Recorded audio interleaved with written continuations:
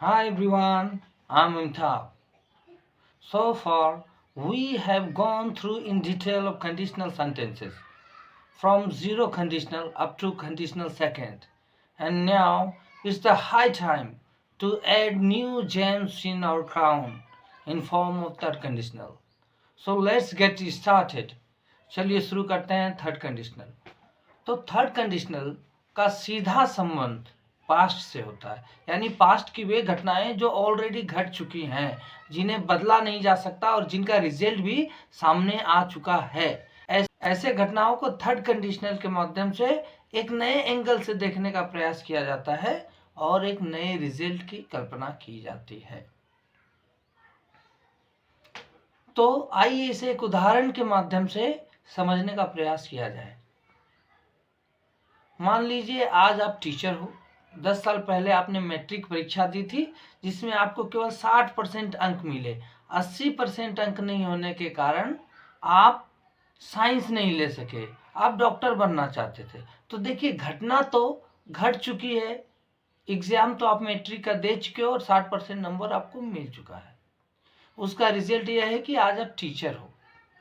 तो इस घटना को बदला नहीं जा सकता, लेकिन थर्ड कंडीशनल के माध्यम से इसे एक नए एंगल से देखा जा सकता है और उस नए एंगल के आधार पर एक नए रिजल्ट को तलाशा जा सकता है।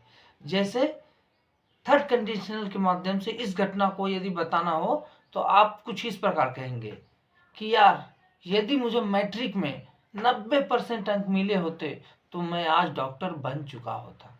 तो इस प्रकार थर्ड कंडीशनल का प्रयोग किया जाता है। अब आइए जानते हैं कि ये कितने प्रकार का होता है। तो थर्ड कंडीशनल 3 भागों में बांटा जाता है। पहला स्टेट ऑफ बीइंग, दूसरा स्टेट ऑफ पोसेशन और तीसरा स्टेट ऑफ एक्शन। तो आइए एक एक करके समझते हैं। सबसे पहले देखते हैं state of being. State of being अर्थात इसमें किसी व्यक्ति के द्वारा कुछ होने की कल्पना कर ली जाती है। जैसे यदि मैं अमीर होता, यदि वह गरीब होता, यदि तुम प्रधानमंत्री होते, या किसी अन्य स्थान पर होने की कल्पना भी की जा सकती है। जैसे यदि वह कलकत्ता होता, यदि आज मैं यहाँ नहीं होता वगैरह।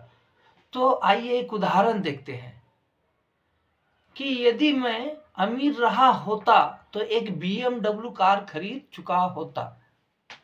तो अब आइए देखते हैं कि ऐसे घटनाओं का अनुवाद किस प्रकार किया जाता है। तो ऐसे घटनाओं का अनुवाद करने के लिए सबसे पहले इफ का प्रयोग किया जाता है, फिर सब्जेक्ट और उसके बाद हैड और बीन और इसके बाद ऑब्जेक्ट। और दूसरे हिस्से में सबसे पहले सब्जेक्ट, इसके बाद वुड, हैव और वर्ब का थर्ड फॉर्म तथा अदर यदि कुछ होता है तो इसके बाद आ जाता है। तो आइए अनुवाद करके देखते हैं कि यदि मैं अमीर रहा होता तो एक BMW कार खरीद चुका होता। सबसे पहले इफ, इसके बाद सब्जेक्ट आई, फिर had been reach. So if I had been reach. और दूसरे हिस्से में सब्जेक्ट आई, फिर वुड हैव और बाई का third form bought. So I would have bought a BMW car. So if I had been rich, I would have bought a BMW car. तो इसी प्रकार एक और उदाहरण देखा जा सकता है कि यदि मैं शहर से बाहर नहीं रहा होता तो पिकनिक का मजा ले चुका होता।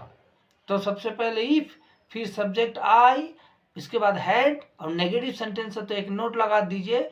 सो इफ आई हैड नॉट, अब इसके बाद been. So if I had not been out of station. और दूसरे हिस्से में ठीक उसी प्रकार I would have enjoyed picnic. So if I had not been out of station, I would have enjoyed picnic. अब आइए देखते हैं कि स्टेट ऑफ पोसेशन क्या होता है। स्टेट ऑफ पोसेशन, इसमें किसी व्यक्ति के पास किसी वस्तु के होने की कल्पना कर ली जाती है जो वास्तव में उसके पास नहीं होती है। जैसे यदि मेरे पास एक बंदूक रहा होता तो मैं एक बाघ मार चुका होता। तो ऐसे वाक्यों का अनुवाद करने के लिए पहले हिस्से में डबल हैड का प्रयोग किया जाता है, यानी सबसे पहले इफ, फिर सब्जेक्ट, इसके बाद हैड, फिर एक हैड और उसके बाद ऑब्जेक्ट। और दूसरे हिस्से में कोई परिवर्तन नहीं होता है, वुड हैव रखकर उसी तरीके से सारा अनुवाद करते हैं। तो आइए अनुवाद करके देखते हैं कि यदि मेरे पास एक बंदूक रहा होता तो मैं एक बाघ मार चुका होता। तो सबसे पहले इफ, फिर सब्जेक्ट आई, फिर हैड, फिर had. So if I had a gun, और दूसरे हिस्से में आई would have killed a tiger. So if I had a gun I would have killed a tiger. ठीक, इसी प्रकार एक और उदाहरण देखा जा सकता है कि मेरे पास यदि पैसा रहा होता तो मैं एक नया बिजनेस शुरू कर चुका होता। देखिए सब कुछ पास्ट में है। तो सबसे पहले इफ, उसी प्रकार सब्जेक्ट आई और had money. So if I had money, और दूसरे हिस्से में आई would have started a new business.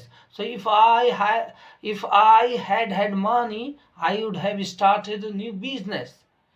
अब इसी प्रकार तीसरी स्थिति बनती है जिसे स्टेट ऑफ एक्शन कहा जाता है, यानी यहाँ किसी कार्य के होने की कल्पना कर ली जाती है जो वास्तव में घटित नहीं हुई होती है। उदाहरण के लिए हम देख सकते हैं कि यदि तुम समय पर दवा लिए होते तो ठीक हो चुके होते, तो तुमने दवा नहीं ली तो ठीक भी नहीं हुए। तो ऐसे वाक्यों का अनुवाद करने के लिए पहले हिस्से को सिंपल पास्ट में अनुवाद करते हैं, दूसरे हिस्से में कोई परिवर्तन नहीं होता है। तो पहले हिस्से में सबसे पहले इफ, फिर सब्जेक्ट, इसके बाद हैड और वर्ब का थर्ड फॉर्म, और कुछ और हो तो इसके बाद आ जाता है, और दूसरे हिस्से का अनुवाद उसी प्रकार होता है। तो यदि तुमने समय पर दवा ली होती तो तुम ठीक हो चुके होते। तो अब इसका अनुवाद करके देखते हैं। सबसे पहले इफ, फिर सब्जेक्ट यू, फिर हैड और वर्ब का third form taken. So if you had taken medicine, और दूसरे हिस्से में यू वुड हैव क्योर्ड। तो इसी प्रकार एक और उदाहरण लिया जा सकता है कि यदि तुम कठिन मेहनत किए होते तो तुम पास हो चुके होते। तो if you had लेबर्ड hard, you would have passed. ठीक है, तो आशा करते हैं कि थर्ड कंडीशनल आपको समझ में आया होगा। If you have any comment, please drop it in comment box and don't forget to click the subscribe button. Thank you for watching the video.